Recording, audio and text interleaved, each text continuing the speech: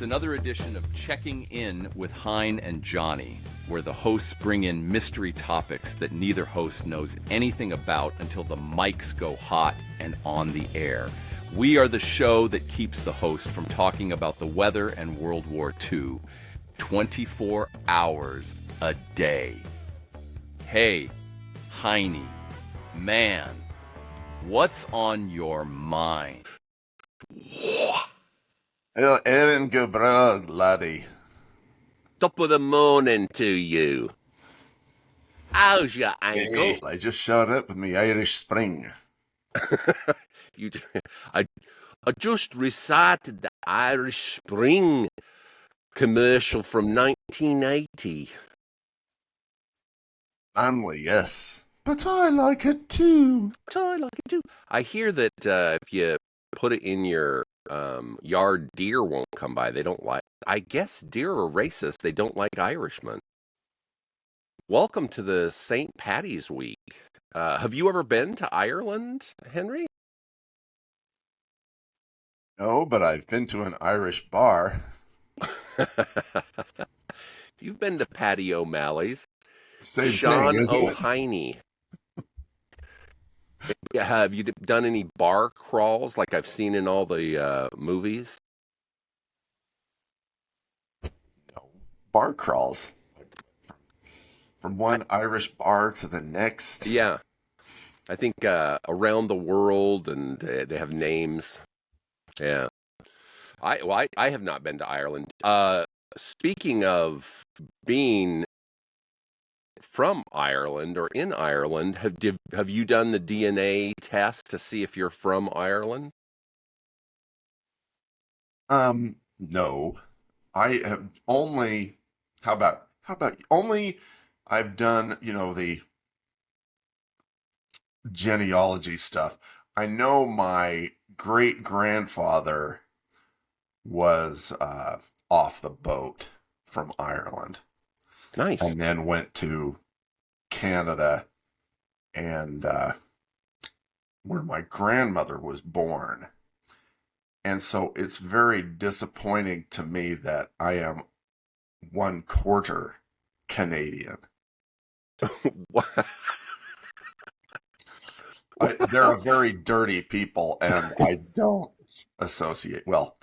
So how about Johnny? You've obviously Well, for one thing, I didn't realize Canadians were dirty people, and another, for someone named Sean O'Heine, I didn't imagine that the abuse that the Irish had in this country way back, that you would adopt that towards our America's hat. Our lovely Canadian. What up, eh? It's a hat Poser. that keeps getting blown off and into the gutter. Yeah. They like they're. I mean they have who's their prime minister is Justin Trudeau.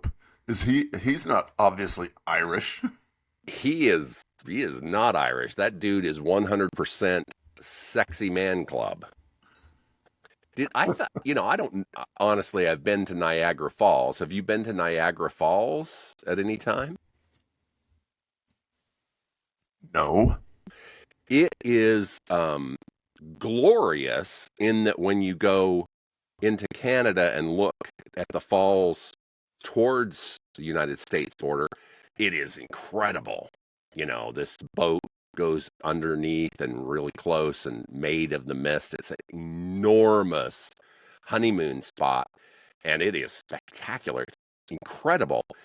So we spent several days when our kids were little, and it is an astounding place to go, and it's huge for tourism. So you go around the bend and go to the United States border, and the side that's on the United States border, it looks like you're watching the Potomac River. There's just no fun. We got gypped. When we take over Canada, and Canada becomes our 51st state, we will have definitely gotten a better deal because they have a gorgeous view of Niagara Falls, and it's lovely. I would say you're like quarter Canadian, but I would guess that you're right from Ireland. I mean, you've got to have a pretty high degree of Irish ancestry because of your last name. Yeah. Well, not from them people. Morrison's from Scotland. I would say that's right. Scotland and Ireland. I am definitely predominantly from Fairbanks is predominantly from England and Alaska. Ireland. I, hey, we have to do a serious shout out to Heine today. Yeah, big shout out. Huge touchdown for the Heine man because you know all these celebs that do stand up to cancer and do all these PSAs for helping others. Hey, get your colon checked, get your prostate checked, get your skin tested. Back about 2 months ago, you said, "Oh, I've had some skin cancer taken off," and you said on this podcast everybody should go get tested. Guess what Johnny did? I went and tested a spot For your, yep. cancer. You have some? Yes, so they cut it off and tested it. They said, "Yep, it's got some cancer cells in it." So I bow to the Heine man. What kind of cancer? Was it It's basal scale? that's the one. They said That's like it's barely cancer. They admitted to me. it's like, it's like a little cancerous rash.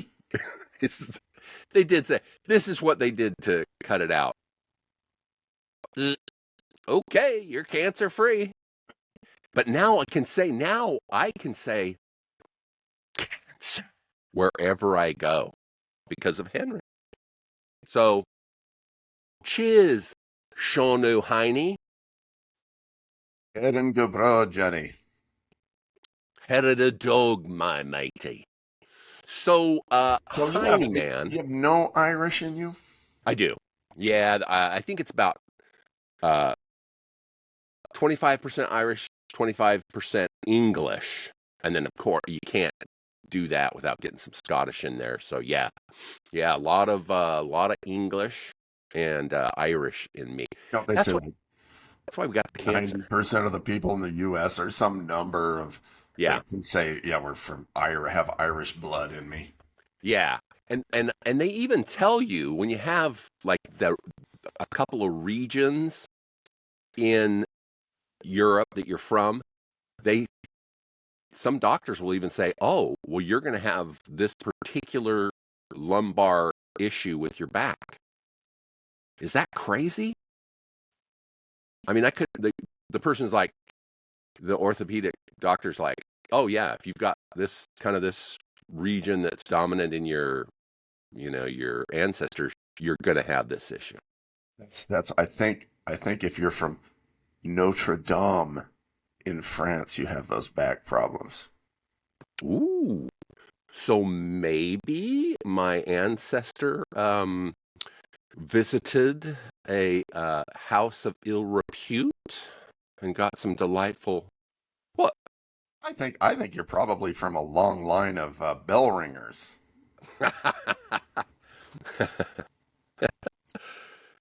My middle name.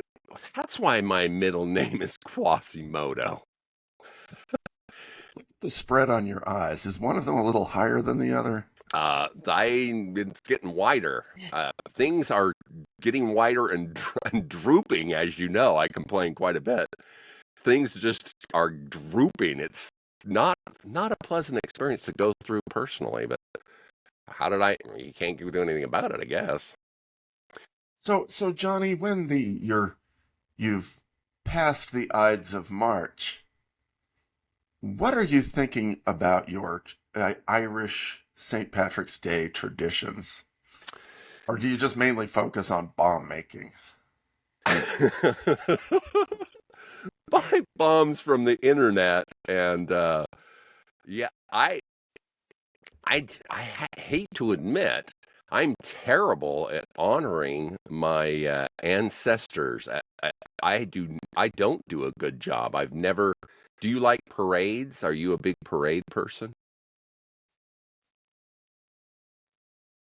Not a big parade person, but if there's one in town, we'll stop and watch. Listen, you'll go to the Roswell Museum. So if you'll do that, you'll go to anything in town because no one goes to wacky museums more than you do. And if you'll do that, you'll go to a parade.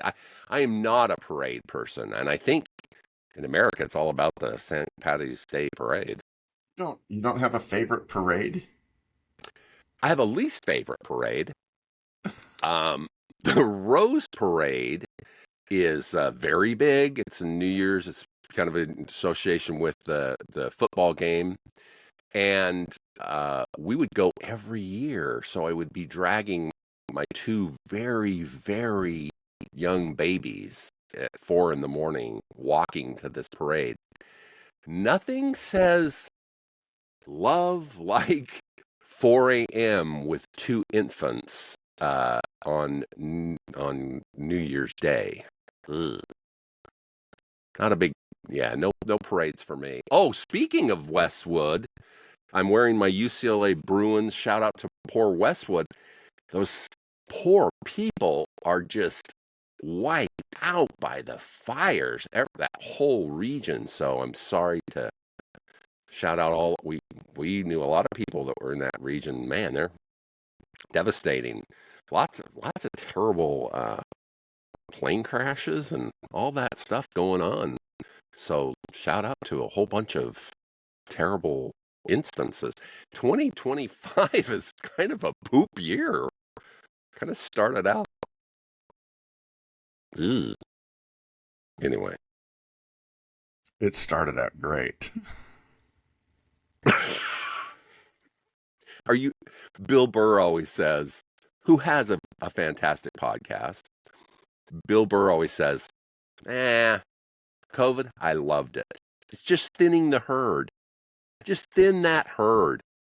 Million people in the U.S. alone. Yeah, he's all for. I think his name is Bill Thanos Burr. He wants a little more room for those of us who stay alive. He wants fewer people eating all the food and drinking all the green beer. Do you? What are you doing in your life to avoid another potato famine? Speaking of COVID. I go to work every day. Oh. I'm building up a nice fat layer. That is so true, right? They do say the folks that are bone thin, they're gone like that. I mean, you can't live off anything. For me, shoot, if we had another potato famine, I'd be the last one to die. It'd be me and all those people on the 1,000-pound couple show on reality show, because I got plenty of whale blubber to live on. Tried to shake it all off. If it would warm up enough to where I would go actually jog. It's a great excuse. It's too cold. It's too bloody cold. It's it's so bloody cold out there. I'm not getting my knickers in a twist for this. Just to live longer. Why don't you go out and get a job? Just sitting around on the dole.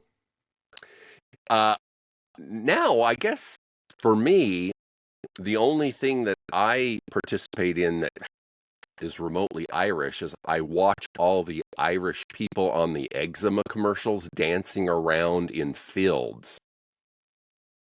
Have you noticed it's just, people with eczema do a lot of outdoor activities. and they do a lot of dancing and singing. I mean, eczema must be like something that really gets to people that I never noticed. Anybody in your family have eczema? Uh, Sadly, a few of the nephew, some of the Oh, people, so they do. Oh, like suffer from it. Like not funny, not a few little flakes and itches. Kill it up with some it's like earthborn apricot or tegrin. Yeah, it's like it's like another all consuming, huh? just a not fun situation. So yeah, there are. So knock it off with your skin jokes. Well, I can joke now. You know why? Cancer. See? Well, what we have running through, I think, through my wife's veins and down to the children is Hashimoto's disease. Pray tell me, I learn That's more where on you this lose the podcast than pigment anywhere in your else. skin. You lose the pigment in your skin, goes away.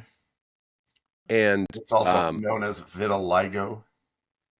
And it's very genetic. Super genetic. It's just and does it haunt her every moment? I mean, or it probably does. It's if you're as fair as the driven snow, I don't think it's that big of a problem. What it is like black people get it, and then they are just white patches. Yeah, devastated. Yeah, and Indians as well, and that it's common among them. You'll see people. It's like, oh yeah, that's what's going on. It has one of the cooler names, I will have to admit. That is a very, of all the names, that's the coolest name. It makes me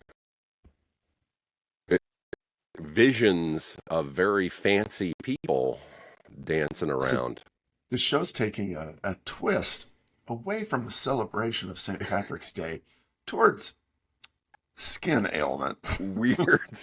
But have you noticed? I mean, it must be something about us. Every podcast seems to always have 10-year-old tween boy humor. I mean, it always ends up with some disgusting discussion about poop. So we're sorry.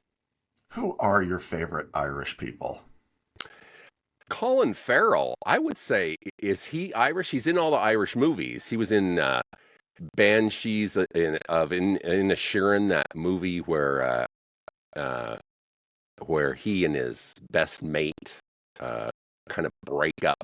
His best friend of decades one day all of a sudden says, "You're boring.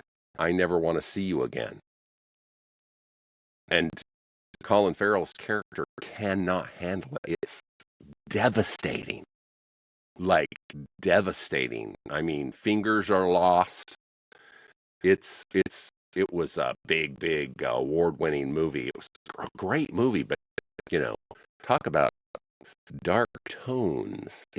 Have you had a massive, like, full-on breakup with somebody because they're boring?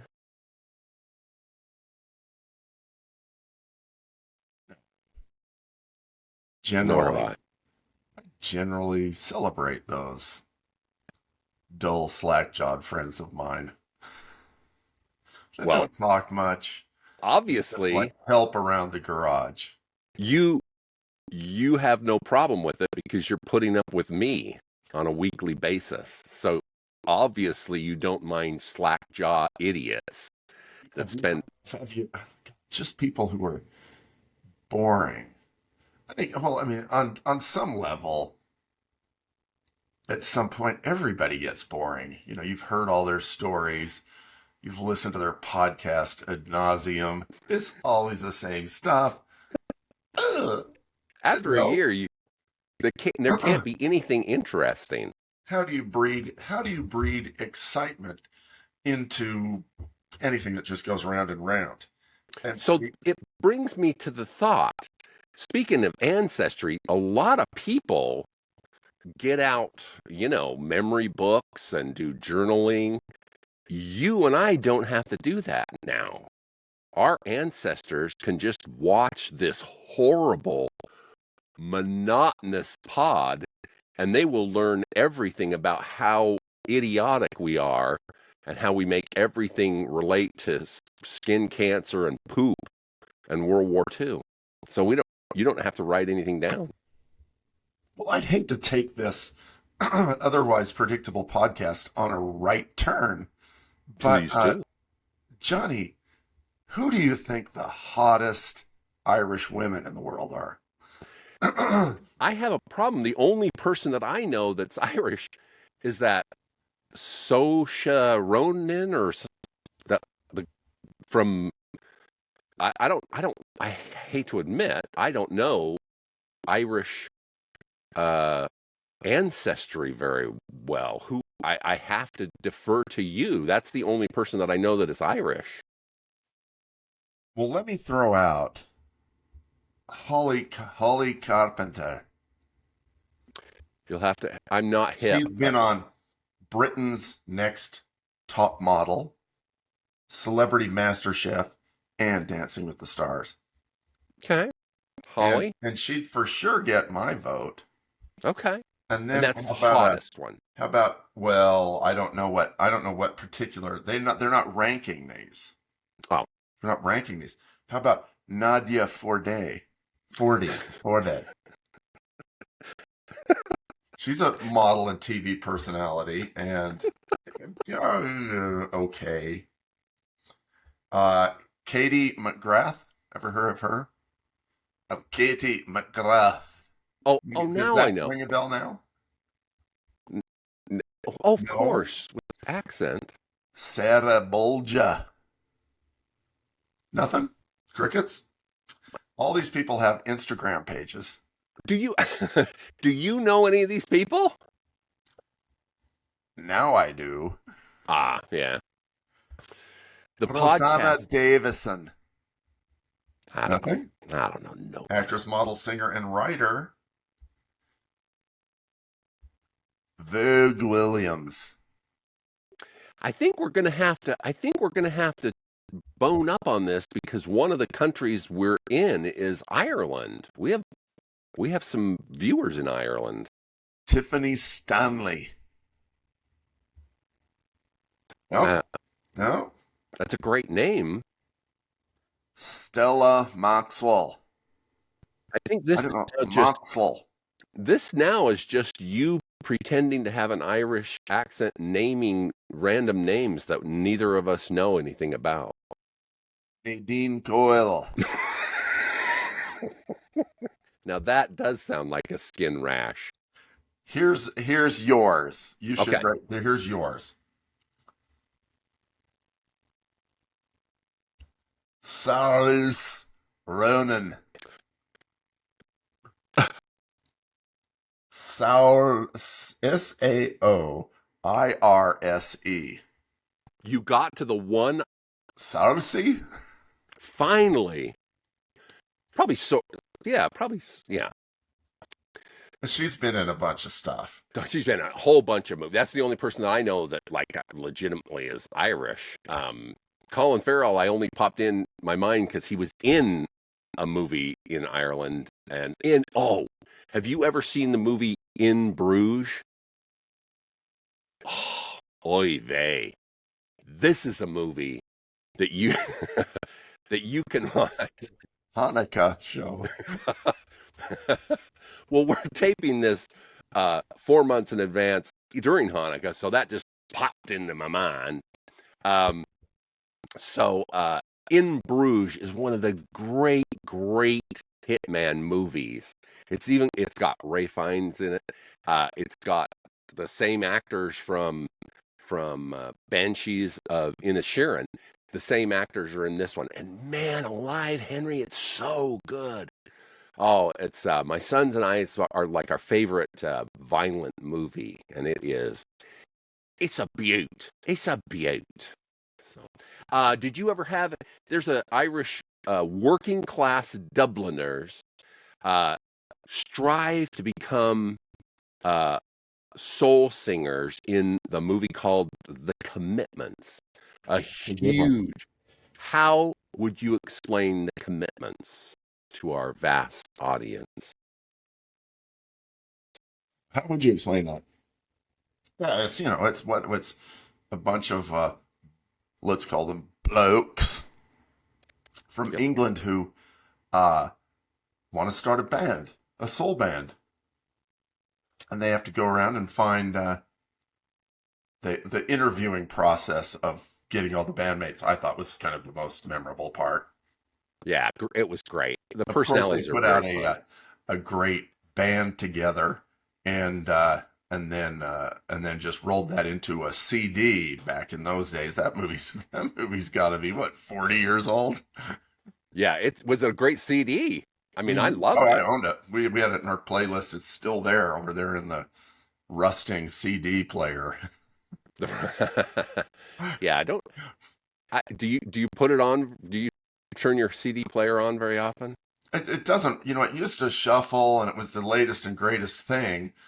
And, and, sadly, it's been replaced by the phone. Yeah, I have no reason to turn it on. Why would you waste the time of walking over and, I mean, I have it sitting plugged in, but I don't ever turn it on. It's just Yeah. one CD when you can listen to 800 CDs at a time. Probably listened to the vinyl, the, whatever they call that thing, record player, phonograph, more. There are some items that I found in my vinyl collection that are not available on Spotify. Just some songs. It's like, do you remember Pete Townsend's acoustic version of "Won't Get Fooled Again" off the Secret Policeman's Ball? Oh, yeah. And, ooh, his acoustic version of Pinball Wizard, just him. Oh my gosh, off that same album versions. Oh, I haven't been fantastic. able to find that on Spotify. Maybe it's with their 25 million songs. Yeah, I think the reason is the rights holders don't want big music to give them one penny for their value. So yeah, there's a lot of particularly like Secret Policeman's Ball, particularly those unique live performances. We'll never see them on Spotify or Apple Music. Um, those they just really, if you have a physical copy of it, that's the only copy of it. If you want to, rip a CD or recording of it, I have I William have a Shatner's ton. version of "Lucy in the Sky with Diamonds." Very fine, very fine, That's on the delicious. CD player over there. Yeah, I did a ton of recording. Probably I guess in like 80 from 87 to 95. So I have a bunch of live recordings that like you say, they just don't exist anywhere else because no one would ever, you know, put them on the streaming services. Well, so in your youth, tell us a story about a young Heine Morrison wanting to be in a band like the Commitments. You joined a band as a young man. Tell us a little bit about your truth, Henry. Well, as you may know, I've always wanted to be Mick Jagger or Keith Richards. Either And or. so I did come together with some mates and we did form a band. In Liverpool? No, it was in Salt Lake City, in the Mill Creek area of Salt Lake, I believe they call it. It was kind of a You have garage spoken of this basement band. you have spoken of this garage type band before. Uh Pray tell, what are some of the rockin' hits that were created under your pen? Well, I bow to the geniuses of who I worked with at the time when we were writing such great songs as "I Am a Pig." A classic. That's, I think the most memorable of the Bloody Johnny and the Suppositories repertoire, as it would be. One of Although I my do favorites. celebrate the entire catalog. The entire catalog. One of my favorites was the one where you named off fish types. Garibaldi. It was one of my favorites. That was I believe Clark's ode to Mr. Limpet. Oh, You ever see that movie, Mr. Limpet? Yeah. Oh, yeah. Don Knotts, half Don Knotts. cartoon, half not. I mean, Don Knotts. How can you not love Don Knotts? That dude was so funny on Mayberry, and then he was in Three's Company for a bit as the landlord. He's super funny dude. Well, All those Disney films with Tim Conway. Oh my gosh, Tim Conway was hilarious. I think they might consider that part of Disney's darker period. Yeah. They were hiring Bob Crane a lot. Yeah, if you hired Bob pretty cheap. You probably didn't do a background check if you hired Bob Crane, right? What we find out later is it's like our band from the 70s. If you knew later what you'd see, you probably wouldn't. Yeah. So a periodical figured out what cities have the most boozers, the most folks that really pound the alcohol. And the weird thing about this was it was a survey where you told on yourself. So I'm going to do a big shout out to Wisconsin because you could lie about how much booze you drank, and Wisconsin cities and counties are it's all Wisconsin, and they could have just lied and they wouldn't have been on the article. Every single city in Wisconsin told on themselves about their party abilities. So for the most booziest counties in America, Wisconsin, you to one. You win. My top of the morning to you. We love Wisconsin. Have an old style. Or what's the other? The one place I have been is to the New Glarus Brewery.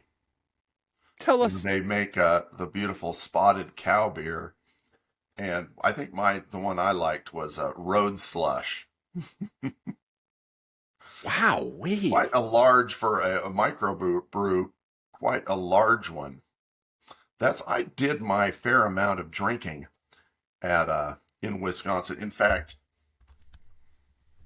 if you roll right over there is my painting of Siebken's bar in downtown Elkhart Lake, Wisconsin, where we spent many a Wednesday night hammering down beers listening to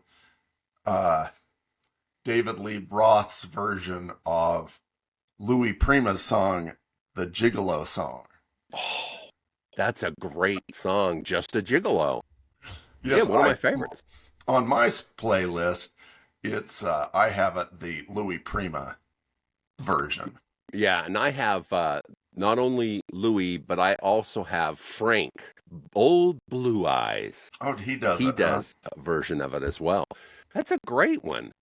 So you can personally attest to the downing of alcohol in Wisconsin. I love that. You have surprising moments. See what your progeny is going to be able to learn about Grampy Shawnee O'Heine. Hauling guys back from town with them hacking over the rails out of my MG. Oh. Yeah, dudes vomiting on themselves and in my vehicle that's not, yeah.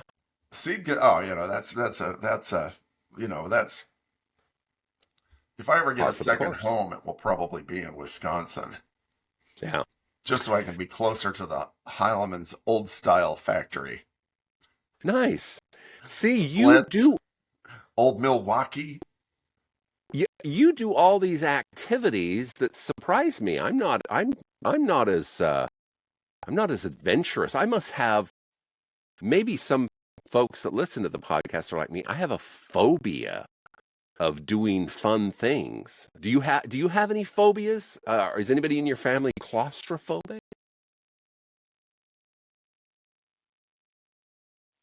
I mean, I have a fear of bad food.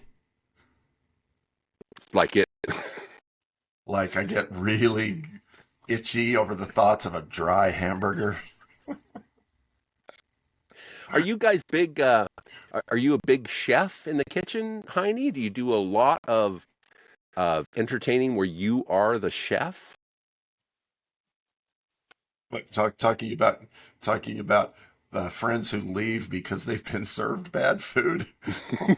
Speaking of the bad food phobia, hey, do you cook a lot with those magic hands? Did you get the same botulism I got from Heine's coq au vin? His his pigs in a blanket made me poop my pants for 7 days straight. It's as if I visited Mexico. You should stick to Costco hors d'oeuvres. So you don't have an affinity for creating masterpieces of culinary delight. I do. It's just time. You Yeah. know, I mean, it's like I'll cook things. I made moussaka once. The What the heck is Mediterranean that? stacked lamb lasagna with fried eggplant and bechamel sauce. Wow. It was great. It took all day. Yeah. Start at 9 a.m., pull it out of the oven before the guests show. I didn't get to shampoo the rug. No mop and glow. Yeah. Nothing. How about you? You cook? I do cook, but like you, the problem is, I mean, any actual like serious entree, I mean, it's a minimum of an hour. And for people who don't do it all the time, I mean, let's be honest, it's a couple of hours. You got to buy the stuff. You got to come home, prepare it, peel it, chop it. So it's like the special dinner that you plan because it takes you all stinking day. It's worse than that, because what it is Chris will just say, "Oh, tonight, let's make duck l'orange and serve it to the guests." And it's like, have you ever made duck l'orange before? What are the characteristics that differentiate a good duck l'orange from a bad duck l'orange? And she'll just make it. It's like, well, no, you have to make this like, you have to have, if you're going to be the entertainer, you have to have like 10 items that you're good at making. And Yeah. so then if you and then you have to figure out like where did I go have it and it was really good, and then try to make it like that. Right. And it takes 6 times of making it before you might get it right. Or unfortunately, it's you get it right the first time and never get it right again. Yeah. The internet does help in that way because these incredible, you know, deconstructionist chefs, they definitely put the recipes. I mean, you can go to any famous restaurant and they'll go back and put a 32 step recipe, right? So you can just get the recipe. But holy smokes, to do it well where it doesn't take you 7 hours, you got to do it. Eventually, it's like anything. You have to build some skills to where it's like, okay, we're doing chicken in this way. And I know to get it crispy, I'm going to put it under the broiler for like 5 or 10 minutes right before I do it. And it's just a lot of work. Little too much work for most folks in America nowadays, particularly if two people work. Like if you have full-time commitments, It seems impossible to take enough time. And gadzooks, the cleanup, yikes, oh, golly, cooking is a total mess. Yeah, it's just not. It's just difficult. We have to make anything good other than just like make some noodles. I can make noodles really fast, no problem. 30 minutes, I got noodles. But how many times do you want to eat noodles? Have you ever made your own noodles? I have not. My brother Doug, he got a machine to do it, and I watched him, and it was a 2-day thing. So my other brother Dave is an accomplished chef, and he can make any food at any time, anywhere in the world. Just walks into anybody's pantry, he'll make an incredible spread of food. That was his life's vocation and dream, and he's fantastic at it. But I could no more make a homemade noodle than I could create a healthy child, which mentally I don't have the capacity to do that because I'm not mentally healthy as it is. So, speaking of happiness, mental health, do you want to know a weird happiness fact? They said that if you have water in your yard, where you view water in your yard, you're 10% happier. Is that true? I believe that. You do? Have you got a fountain or water feature in your yard? Not currently. But you do enjoy it. Oh, we had one. We had one. We lived in our one of our houses in New Mexico. We had a little pond. You loved it? Loved it. Put goldfish in there. And then it became kind of a swamp to where we had like reeds in there. I loved it. Nice. It was very natural. Nice. And then what would happen is it attracted garter snakes who would hang out on the side. Oh no, I loved it. They would hang out on the side of the pond and pick off the goldfish as they came up. And then one day I came home and I looked out the washroom window, and there, going up the hill out of the pond, was a king cobra. I'm like, it is a snake, and it has a hood, and it's going like this. Holy smokes. And I sat there and I said, I'm in New Mexico in the mountains, and I believe king cobras are native to Egypt and India. Wow. How strange to see one here. And so I looked at this dancing snake, and then I realized it was a garter snake with the head of one of my turtles going up the hill after he was looking to get his photo in Field and Streams of having bagged the big one. It's like, well, that turtle's a goner. He probably just gnawed his head off. Classic. I loved the pond, and I would say I was 10 or 15% happier in that. That home we lived there with the kids. The kids were young. We heated with wood. 3 cords of wood, sit there and watch football, chop wood for the week, pile it in the stove, make the kids light a fire. They probably loved it. I don't know if they did. I did. Every night you came home, you had a cedar fire going. Yeah. And if you didn't, if your coffee was cold, you put it on the pot belly and sat there and let it warm up. Man, that sounds better than a parade. It was good living. I liked it. Yeah, that sounds fantastic. Seven We have good years in that little tiny house. We moved from a bigger house to a smaller house. But go ahead, you were saying. well, that was you only have moved like 5 times. So that was one of but that sounds like it's one of the shorter ones. It was about average. Yeah.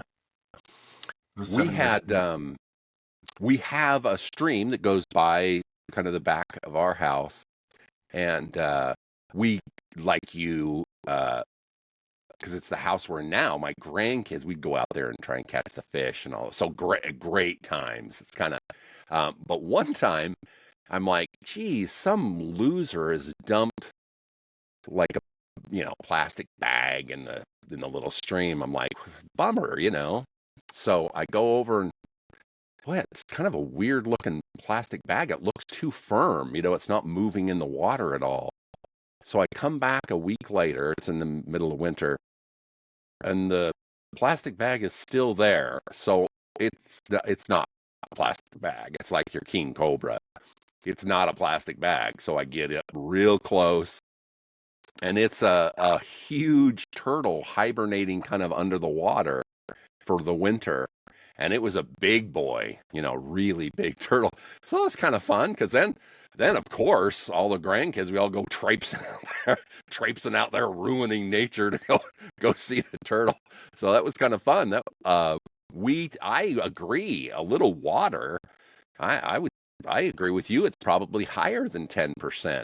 We have little pond that we did put goldfish in, but like you say, all the blue herrings run in, and cranes, and come and eat them. Eat all they eat them every year. So, oh well. Yeah, if you're gonna have nature, you're gonna see some goldfish. Yeah, goldfish seem to be on the lower end of the DNA. Oh, speaking of DNA, before we let everybody go, a company called Colossal Biotech is taking DNA from the woolly mammoth, and they're going to make it a woolly mammoth. Is this a good idea, Henry? Yes. Yeah. Oh, yeah. I'll fly to that zoo. Yeah, I want to see that. And I want to see the saber-toothed tiger that's mated with a regular tiger. And then I want to see all of Jurassic Park. We spared no expense. Oh, yeah. I want that in real life. So you and I are voting for Colossal Biotech. Keep going, baby. We want it overrunning the earth. Is that a stock you can buy? Yeah. I want it, imagine, the traffic jams as like a brontosaurus crosses the freeway. Hey, what idiot has let out his Tyrannosaurus Rex again? They keep them as pets, and then you can't take care of them, and they eat the neighbor. Come on, guys. We wouldn't have a python problem in Florida anymore. We would have velociraptors out there chewing them up. Now, that would be a fun vacation. Get in some scuba chainmail and walk around in the Everglades and watch other people get eaten. Talk about a dark turn. Those are fun films. I love the Jurassic Park film, the whole concept. It was great. It's delightful. Well, I hope we've made your St. Patrick's week better than ever. Lots of death and mayhem from the podcast. Get out there and celebrate the painting of the green. Good day to you. Top of the morning. Shalom. Bye-bye. Thanks for listening to Checking In with Hein and Johnny. You can follow all things Hein and Johnny by subscribing to Checking In with Hein and Johnny anywhere you listen to podcasts. Checking In with Hein and Johnny is sponsored by Conveyors and Equipment. They supply, design, and service all types of conveyors, belting, and material handling equipment since 1972. With 3 locations to serve you, Salt Lake City, Albuquerque, and El Paso. Find them on the web at conveyequip.com. I like that. That's CONVEY EQUIP.com.